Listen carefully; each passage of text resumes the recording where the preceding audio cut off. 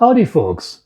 Today I'm going to show you how I'm listening to Area 51 radio traffic right here from Rachel. That is completely legal. I'm using so-called radio scanners.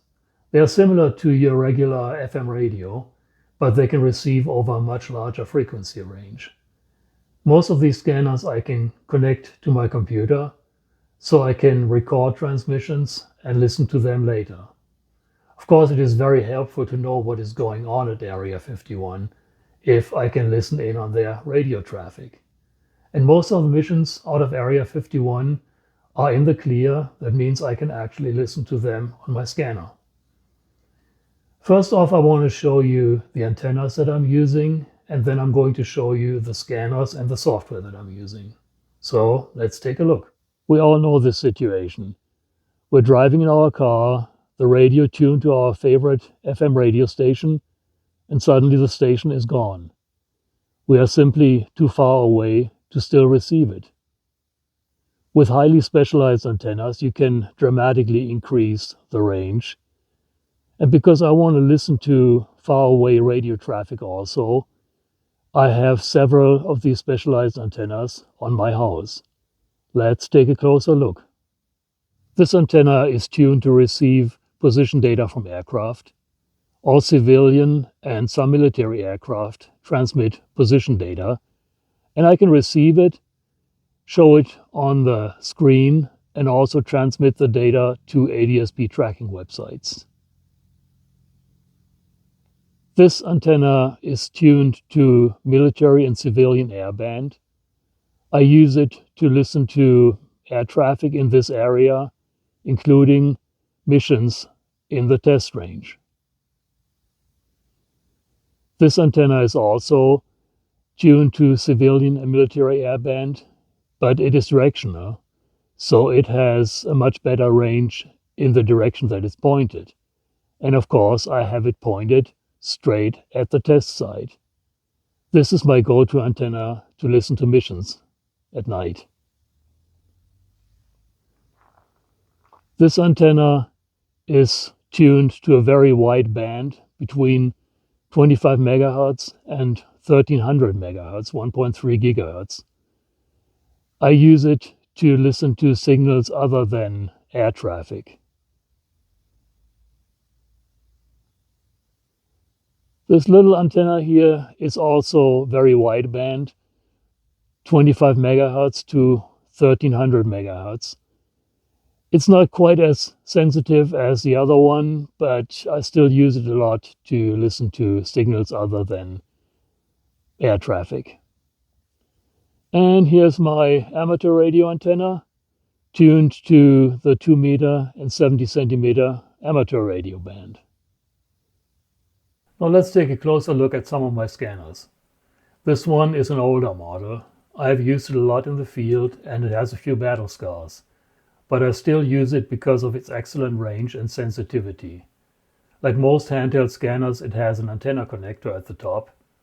Hook up the antenna and you are ready to go. Most scanners come with some sort of telescopic antenna. None of them are any good. I recommend instead this Diamond RH77CA. It is tuned for amateur radio bands, but it works very well for air traffic around Area 51. Here's the next generation. This scanner is fully computer programmable, and you can assign alpha tags to the stored frequencies. Of course, I can also enter frequencies manually. This particular model has a built-in recorder for received transmissions. Many of the radio transmissions you can listen to on my website were created with this scanner. Here are two examples of so-called software-defined radios, or SDRs. They have no controls, but only a USB connector on one side and an antenna connector on the other. They are programmed and operated through computer software, and I will show you more on that later in this video.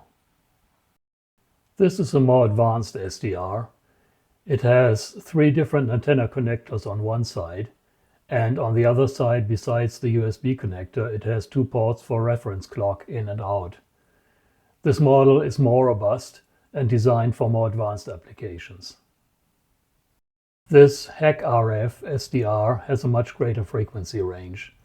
It covers frequencies all the way up to 6 GHz, while most other scanners only go up to 2 GHz.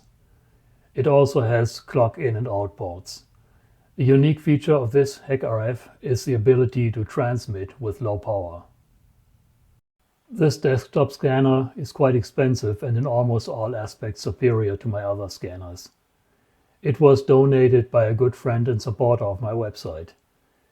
It is designed to also decode digital transmissions, and I run it pretty much 24/7 to listen to and record digital communications at the test site. 138 on SOC. Yeah, this is Steve Barker. 2 and 2. We're clear of Yucca. We're at 4 corners. We're heading back to Area 6, and we're done for the day. Over. Copy that. I'll get you locked out. Thank you. As you can hear, the scanner can monitor communications on the trunking systems used at the test site. In the display, you can see how it scans the systems for traffic.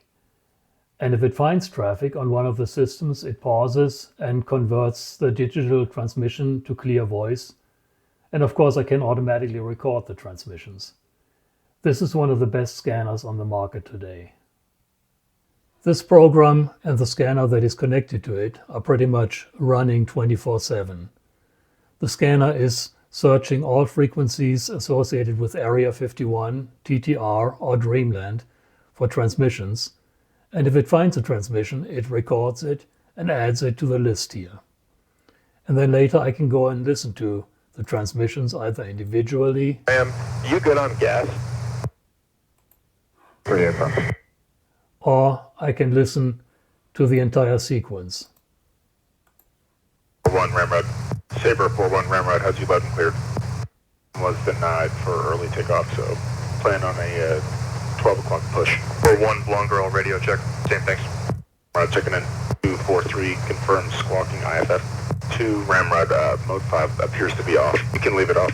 4-1 Blonde Girl, good afternoon. The range altimeter 3043. Begin elevator as approved. Correction, elevator is approved to proceed to your profile. Tube.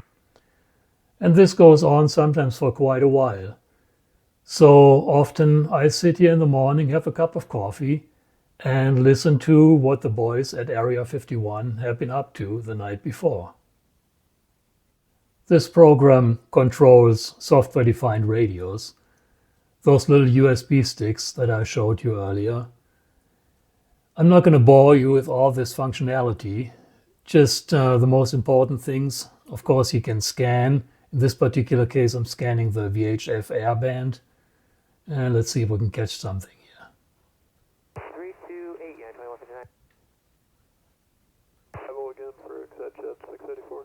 So these are just transmissions of civilian aircraft in this area. Of course, I can also scan for military aircraft. There's going to be a lot less traffic, so I try to show you the civilian airband right now with more traffic. The frequency is shown up here, and the spectrum is shown here. You can see the strength of the individual channels. The waterfall display shows the strength also over time. Of course, you can record signals, transmissions. You can go through presets. Of course, we can also use this program to listen to FM radio stations. Here in Rachel, the reception is not all that great. This is probably a station from Vegas on 98.1. And folks, you are really in luck because look at this, 99.1. This is the backgate station of Area 51. You are listening to music straight out of Area 51. You might have seen this in my other videos. This has to do with missions to jam passive radar systems. I'm not going to repeat all that. You can watch my other videos for more information on this. But this station is only on and transmitting when there is a test going on. So there is a really good chance that right now, right above our heads, is a test going on out of Area 51. So here it is, music straight out of Area 51.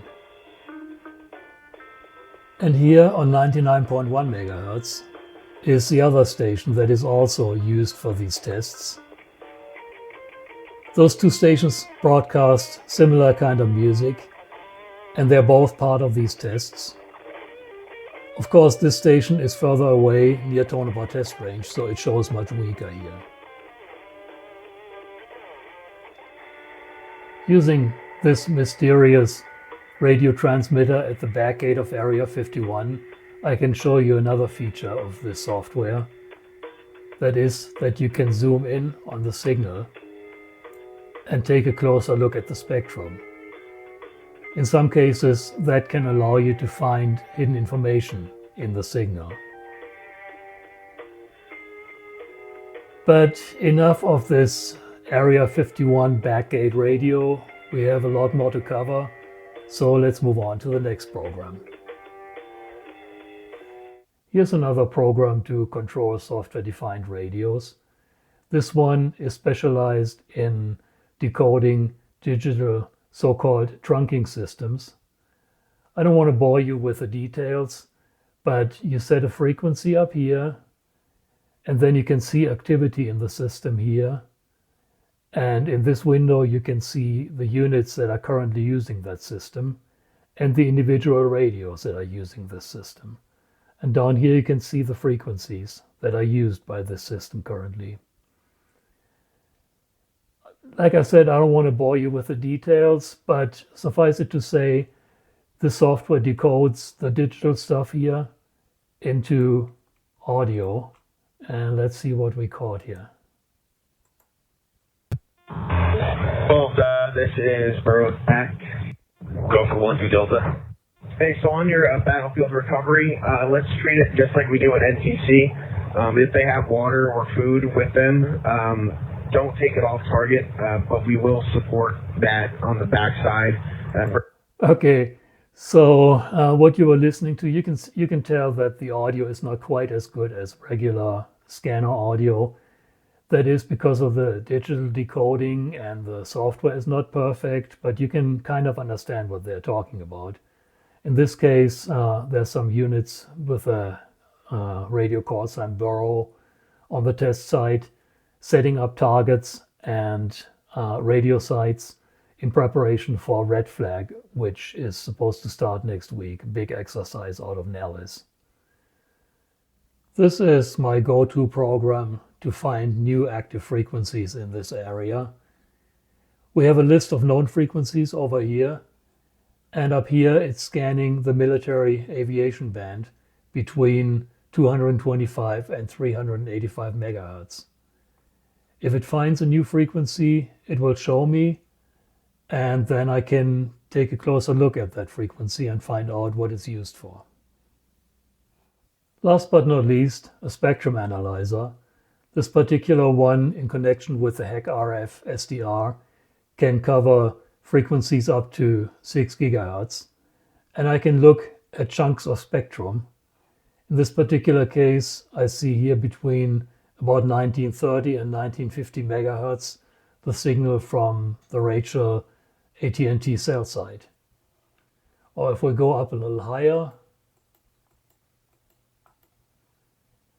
I can see the spectrum occupied by 2.4 gigahertz Wi-Fi systems here in town. Of course, there's a lot of other interesting things that I can look at here that I rather not get into. But I can tell you that I have learned a lot by using this spectrum analyzer and looking at certain frequency bands.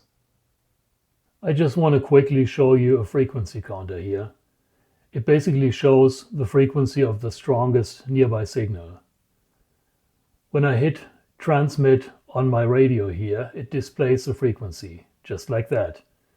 This can be very helpful when you're out in the field trying to sniff out frequencies or looking for signal sources. The counter has a lot of settings that I won't discuss in detail here, But here is some information that may come in handy if you ever find yourself trying to find the frequency of a transmitter that sends out only a brief pulse. In that case, you need to set the counter to the fastest possible gate time. In order to do so, select the highest frequency range and the fastest count speed. Of course, you will also need a good antenna tuned to the expected frequency band. In this video, I can only give you a brief idea of what radio scanning around Area 51 is all about. If you're really interested, please visit my Dreamland Resort website. Under Radio Scanner, you're going to find all kinds of information. Frequencies, call signs in use around here, terms that are being used by pilots, and down here you can find recordings of all kinds of test flights, missions, and exercises around the ranges. Unfortunately, I can't show you everything that I can do with my scanners. I would love to show you more, but not necessarily to the people on the other side. You can find a lot more on the subject of radio scanning, frequencies, and radio traffic that I have recorded over the years on my dreamlandresort.com website. See you next time. If you enjoyed this video, please subscribe to my channel.